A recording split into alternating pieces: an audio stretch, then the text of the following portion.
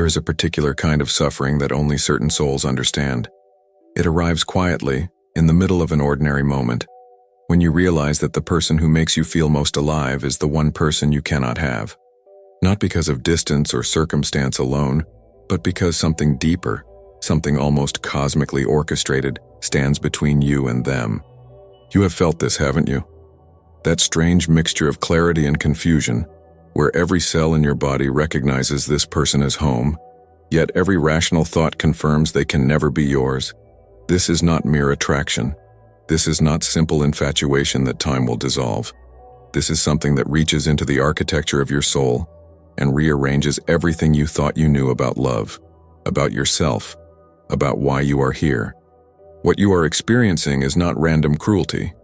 Jung understood that certain souls are chosen for particular forms of suffering because only through this specific pain can they access the transformation they came here to undergo. When a rare soul loves someone they cannot have, the universe is not punishing them. It is initiating them into a mystery that will ultimately reveal who they were always meant to become. But first, you must understand why this is happening to you. Why you, among all people, have been given this unbearable gift of loving someone who exists just beyond your reach. The person you cannot have appeared in your life with an almost supernatural timing. Perhaps they arrived when you had finally made peace with solitude, when you had stopped searching, when you had convinced yourself that deep connection was not meant for you. Or perhaps they entered during your darkest hour, when you needed to feel something, anything that reminded you why being alive matters. Either way, their arrival was not accidental. Jung would call this synchronicity, the meaningful coincidence that occurs when your inner world and outer reality align in ways that rational thought cannot explain. This person carries something you need to see, something you need to feel, something you need to understand about yourself that could only be revealed through this particular form of longing. When you first encountered them, something shifted. You felt recognized in a way that transcends ordinary acknowledgement. They saw through the carefully constructed persona you show the world and touched something authentic beneath your defenses. In their presence, you became more yourself, not because they demanded it, but because their energy created a space where your true nature could breathe.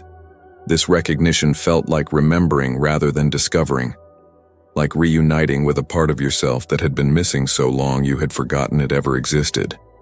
Every conversation carried weight. Every silence held meaning. Every moment together felt saturated with significance that you could not name, but could not deny. Have you ever wondered why this person of all people has this effect on you? Why their absence creates a hollow space in your chest that nothing else can fill? Take a moment to consider what it is about them specifically that reaches into the deepest parts of who you are. What makes this particular person impossible to have varies across different souls, but the emotional architecture remains remarkably consistent. Perhaps they belong to someone else, bound by commitments that honor requires them to keep. Perhaps they live in a different city, a different country, a different life trajectory that cannot merge with yours without one of you abandoning everything that gives your existence structure. Perhaps they are emotionally unavailable, carrying wounds so deep that they cannot offer you what your heart extends toward them. Or perhaps the barrier is more subtle, more psychological, a difference in readiness or awareness that creates an invisible wall between what you feel and what they can receive. Jung recognized that the psyche often creates situations where we fall in love with the unavailable, precisely because our unconscious knows we are not yet ready for what we consciously claim to want.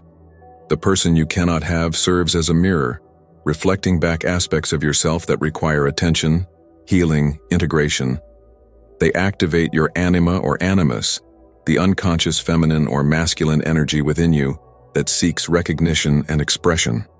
What you love in them is often what you have denied, suppressed, or failed to develop in yourself. Their unavailability ensures you must turn inward to find what you seek externally, to cultivate within yourself the qualities you admire in them. This is why the longing feels so intense, so all-consuming. You are not simply yearning for another person. You are yearning for wholeness, for the integration of split-off parts of your own soul that this person represents. They embody something you need to become, some quality or capacity you need to develop within yourself. Their unavailability is not obstacle but instruction, pointing you toward the internal work that must be completed before external union becomes possible, whether with this person or another who can truly meet you at the level of depth you require. But understanding this intellectually does not dissolve the pain. You still wake in the night with their name on your lips. You still construct elaborate fantasies where circumstances shift and suddenly they are yours. You still scan every message, every interaction, searching for evidence that they feel what you feel, that this connection is as extraordinary for them as it is for you. The rational part of your mind insists you should move on, should redirect your attention toward available options, should stop torturing yourself with impossible longing. Yet something deeper refuses to release them, refuses to accept that this connection means nothing simply because it cannot manifest in conventional form. The universe watches how you navigate this territory. It observes whether you will collapse into bitterness or remain open despite the pain, whether you will use this experience to close your heart or to understand it more deeply, whether you will waste this opportunity for transformation by remaining stuck in victimhood or recognize the invitation hidden within your suffering. What you do next will determine not just your immediate emotional state, but the entire trajectory of your evolution as a soul capable of conscious love. The first response most people have to loving someone they cannot have is denial disguised as hope. You tell yourself that circumstances might change, that their relationship might end, that their emotional unavailability is temporary, that distance can be overcome. That time will reveal your connection as undeniable, forcing reality to rearrange itself around what you feel. This hope feels noble, feels like evidence of the depth of your love, feels like faithfulness to something true. But Jung would recognize this as the ego's refusal to accept what consciousness already knows. The psyche creates these elaborate narratives to protect you from the grief that accepting reality would require. Beneath this hope lives something more dangerous, a secret belief that your love is so powerful, so pure, so cosmically significant, that it must eventually be rewarded, that the universe cannot possibly have shown you this person, given you this feeling, revealed this connection, only to deny you its fulfillment. This belief transforms your longing into a form of spiritual entitlement, where you begin to resent not just the circumstances that keep you apart, but the person themselves for failing to recognize what you offer, the universe for presenting what it will not deliver. You start keeping score of signs and synchronicities, interpreting every coincidence as confirmation that you are meant to be together, that patience will be rewarded, that your story will eventually have the ending you deserve. But the universe does not operate according to the logic of fairness or desert. It does not owe you the person you love simply because your feelings are genuine. Jung understood that the psyche often generates powerful attractions specifically toward those who cannot reciprocate, because the unavailability itself serves a purpose the conscious mind cannot yet comprehend. Your soul chose this experience, not as punishment, but as the specific medicine required for your evolution. The person you cannot have is not your destination. They are your teacher, your mirror, your initiator into a deeper understanding of love that transcends possession. When you finally begin to release the hope that circumstances will change, when you stop waiting for external reality to validate what you feel internally, something shifts. The obsessive quality of your thoughts begins to soften. You find yourself able to appreciate the connection for what it is rather than torturing yourself with what it is not. You stop scanning their social media for clues. Stop analyzing every interaction for hidden meaning. Stop constructing timelines for when they might become available. This is not giving up. This is growing up. Developing the psychological maturity to hold love and loss simultaneously, to value connection that exists outside conventional relationship structures, to find meaning in experiences that do not culminate in the outcomes you expected. This transition from hope to acceptance is excruciating. It requires you to grieve not just the loss of this specific person, but the loss of the future you imagined with them, the version of yourself you would have become in their presence, the life you constructed in your mind during countless hours of longing. As you move through this grief, you begin to notice something unexpected. The intensity of your longing starts to reveal its true purpose. This person you cannot have has cracked something open inside you, exposed needs and desires you had been suppressing. awakened capacities for feeling you had kept dormant. Before they appeared, you may have been moving through life in a kind of emotional hibernation, protecting yourself from disappointment by expecting nothing, by settling for surface connections, by convincing yourself that deep intimacy was not necessary for a good life. Their arrival shattered that protective numbness. Suddenly you remembered what it feels like to be fully alive, to want something so profoundly that the wanting itself becomes its own form of existence. Jung would say they activated your inner lover, the part of your psyche that knows how to desire, how to yearn, how to open toward another with your whole being. This activation is the gift, regardless of whether the external relationship manifests. You needed to remember that you are capable of this kind of feeling, that beneath your resignation lives a heart that can still break open, still reach toward another, still risk everything for connection. The person who inspired this awakening may not be yours to keep, but the awakening itself belongs to you forever. They reminded you that you are not dead inside, not beyond feeling, not too damaged or too guarded to experience the full spectrum of human love. But here is where the real work begins. Now that you know you are capable of this depth of feeling, what will you do with it? Will you direct it only toward this unavailable person, using their distance as an excuse to keep your heart safely locked in impossible longing? Or will you allow this awakening to flow into other areas of your life, bringing the same intensity of presence, the same capacity for appreciation, the same willingness to be moved by beauty wherever you find it? The universe activated this capacity within you, through one person, but it belongs to you, not to them. Your ability to love deeply is not dependent on their reciprocation. Many souls make the mistake of believing that what they feel for this unavailable person is unique, that no one else could ever inspire such intensity. This belief keeps them trapped in perpetual longing, comparing every available option to the unavailable ideal and finding all others lacking. But what you are actually in love with is not this specific person's unchangeable essence. You are in love with how you feel when you think about them, how you become in their presence, the version of yourself that their existence calls forth. That version of you can exist with or without them. The question is whether you will allow it to. What would happen if you brought the same attention, the same appreciation, the same open-hearted presence you give to this unavailable person into your other relationships, your work, your creative expression, your daily encounters with the world?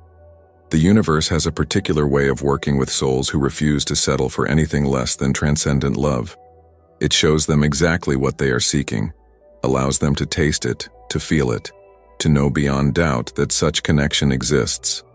Then it makes that specific expression of love unavailable, forcing them to develop the capacity to generate that quality of feeling from within, rather than depending on another person to provide it.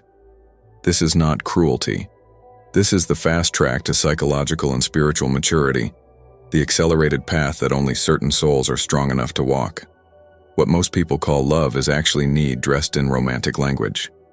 They seek someone to heal their wounds, complete their incompleteness, validate their worth, rescue them from the terror of their own solitude. This kind of love is transactional, conditional, ultimately exhausting for everyone involved. But rare souls who have loved someone they cannot have develop a different understanding of love.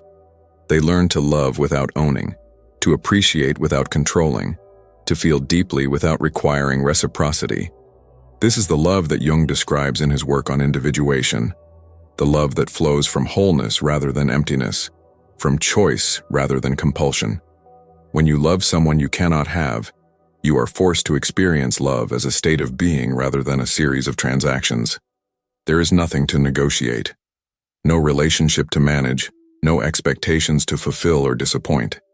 Just the pure feeling itself, uncomplicated by the daily negotiations that often obscure love's essence in conventional relationships. You love them freely because you have no other option. Your love asks nothing of them because it cannot. In this imposed purity, you discover what love actually is when stripped of all the conditions and requirements we usually attach to it. This does not mean your love is somehow superior to those in reciprocal relationships. It means you are being trained in a particular skill, developed through a specific kind of suffering, that will serve you for the rest of your life. You are learning to love consciously, to feel without drowning, to remain open without losing yourself, to hold paradox without collapsing into simplistic either-or thinking. These capacities do not come naturally to human beings. We must be forced to develop them through experiences that will not accommodate our usual strategies for avoiding discomfort. The person you cannot have is teaching you to love them exactly as they are, not as you wish they would be, to appreciate them in their full humanity, including their choice not to be with you, their commitment to other people or other paths, their inability or unwillingness to reciprocate what you feel. This acceptance is the hardest spiritual practice most people ever encounter. It requires you to release your agenda, your timeline, your vision of how love should manifest, and simply allow reality to be what it is, while still feeling everything you feel. Most people cannot tolerate this level of psychological tension. They either shut down their feelings or demand reality change to accommodate them. But you are being asked to do something far more difficult and far more transformative. To feel everything while changing nothing. To want completely while grasping at nothing. To love fully while expecting nothing. This is the spiritual practice hidden inside your pain. The invitation concealed within your longing. Jung called this holding the tension of opposites, remaining conscious in the space between conflicting truths without fleeing into the comfort of false resolution. Most people spend their entire lives avoiding this tension. You are being forced to live inside it until it transforms you into someone capable of conscious love. As you develop this capacity, you may notice that your relationship to this unavailable person begins to shift. The obsessive quality fades. The desperate hope quiets. What remains is something both simpler and more profound, a genuine appreciation for who they are and what they have brought to your life, even if they can never be yours in the way you once imagined. You find yourself able to wish them well without bitterness, to feel grateful for their existence without needing them to exist in your life permanently, to hold them in your heart without demanding they hold you in theirs. This shift does not happen through effort or willpower. It happens through exhaustion, through the slow recognition that holding on to impossible hope creates more suffering than accepting painful reality. You cannot force yourself to let go. You can only create the conditions where letting go becomes more attractive than holding on, where the energy required to maintain your fantasy becomes too costly, where the peace of acceptance outweighs the drama of perpetual longing. This is the universe's wisdom. It does not rip them from your heart. It allows you to carry them until carrying them teaches you everything you need to learn, until the weight itself becomes the teacher, until you voluntarily set down what you can no longer bear to hold. During this process, you will have moments of profound doubt, moments where you question whether accepting their unavailability means you are giving up on love itself, whether developing the capacity to love without reciprocation means resigning yourself to permanent loneliness, whether this entire painful experience is just the universe's way of teaching you that you are not meant for partnership. These fears are understandable but ultimately incorrect. You are not being prepared for a life without love. You are being prepared for love that is so much deeper, so much more authentic, so much more conscious than you could have accessed without this initiation. The person you cannot have is not the end of your love story. They are the beginning of it, the catalyst that activated your capacity for the kind of love that most people never develop. They showed you what is possible when two souls recognize each other beyond the surface, when connection transcends the ordinary negotiations of relationship, when love becomes something more than mutual neediness disguised as romance. Has loving someone you cannot have changed how you understand love itself? Has it revealed something about your capacity for feeling that you did not know existed before? What happens next in your journey depends entirely on what you do with the capacity this experience has developed within you. Some souls become addicted to unavailability, seeking out situation after situation where they can experience the intensity of impossible longing without risking the vulnerability of actual relationship. They tell themselves they keep encountering unavailable people because that is their fate, their pattern, their curse. But Jung would recognize this as the shadow at work, using apparently external circumstances to protect the ego from the terror of genuine intimacy. Loving someone you cannot have feels safer than loving someone you can, because unavailability provides a built-in excuse for why the relationship fails. protecting you from the more frightening possibility that you might be chosen and still found wanting. If you find yourself repeatedly drawn to unavailable people, you must ask yourself the harder question. What am I avoiding by ensuring I can never be truly chosen? What would become possible if I directed this capacity for deep feeling towards someone who could actually receive it? What am I protecting by keeping my heart locked in impossible longing? These questions have no comfortable answers. They require you to examine the ways you may be using genuine obstacles to avoid the more terrifying prospect of genuine availability, genuine vulnerability, genuine partnership with all its demands for compromise, negotiation, and daily showing up. But some souls use this experience differently. They allow the love they felt for one unavailable person to teach them how to love more consciously, more fully, more freely in all directions. They bring the presence they practiced during hours of longing into their friendships, their work, their creative expression, their encounters with beauty in ordinary moments.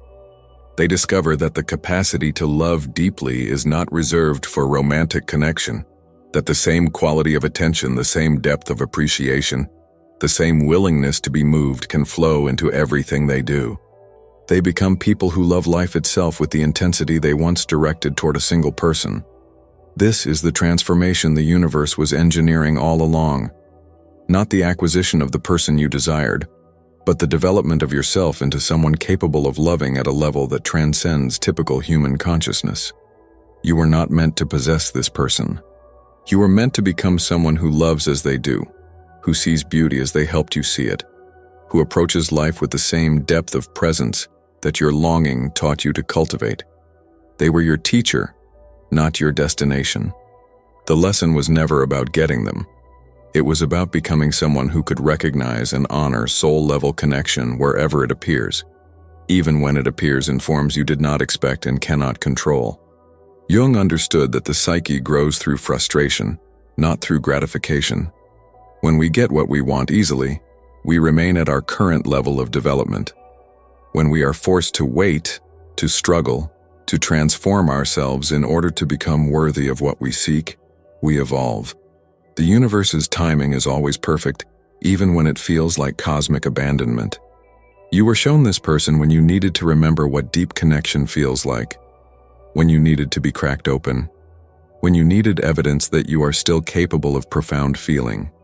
Their unavailability ensures that the transformation happens within you, rather than through acquisition of them.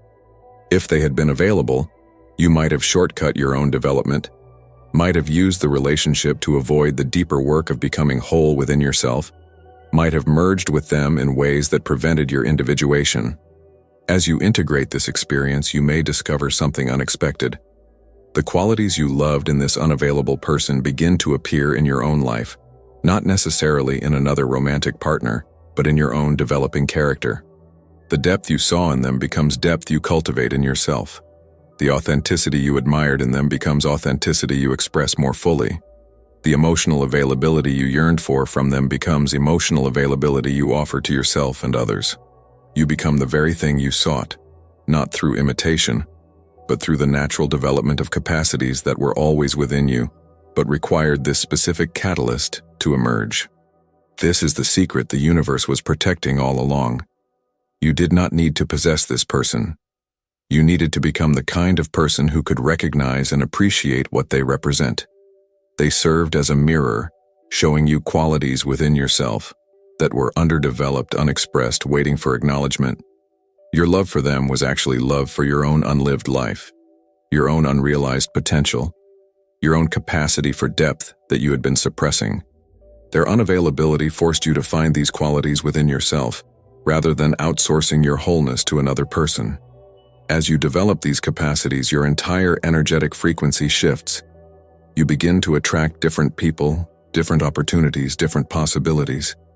Not because you have become more attractive in conventional ways, but because you are now vibrating at a frequency that only certain souls can perceive and match. The universe that once seemed to deny you love now begins to reveal what it was preparing you to receive. Not the specific person you thought you wanted, but the quality of connection you needed to develop the capacity to recognize, honor, and sustain. When the right person eventually appears, and they will appear. You will understand why all the preparation was necessary. You will recognize them not with the desperate intensity of projection, but with the calm certainty of truth. There will be no need to convince yourself of compatibility, no need to ignore warning signs, no need to manufacture chemistry through willpower. The connection will feel natural, peaceful, expanding rather than contracting. You will see them clearly, love them completely, and remain completely yourself. This is only possible because you spent time loving someone you could not have, developing the psychological muscles required for conscious relationship. So what does the universe actually do to rare souls who love someone they cannot have? It refuses to rescue them. It allows them to feel the full weight of their longing until that weight becomes the force that transforms them. It does not remove the pain, but teaches them to expand large enough to hold the pain without breaking, to feel everything without being destroyed by feeling, to love without needing love to take any particular form. This is the initiation that only certain souls are strong enough to undergo, the fast-track spiritual education that conventional relationships cannot provide. If you are living through this experience right now, if you recognize your own story in these words, then you are being invited to see your suffering as sacred rather than senseless. You are not being punished for loving deeply. You are being refined by it.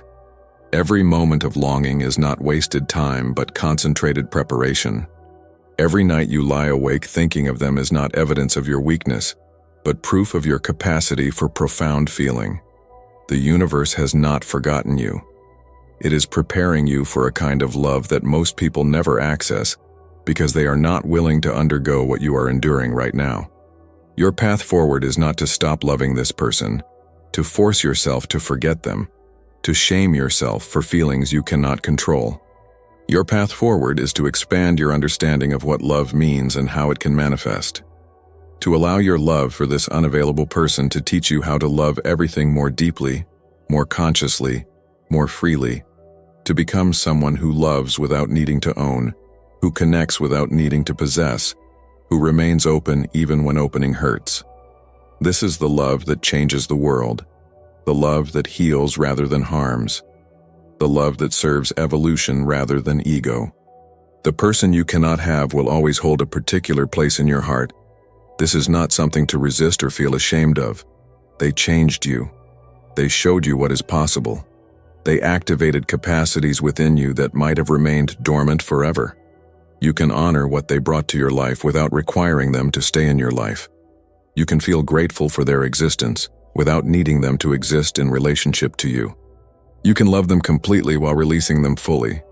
This is the mastery the universe was teaching you all along.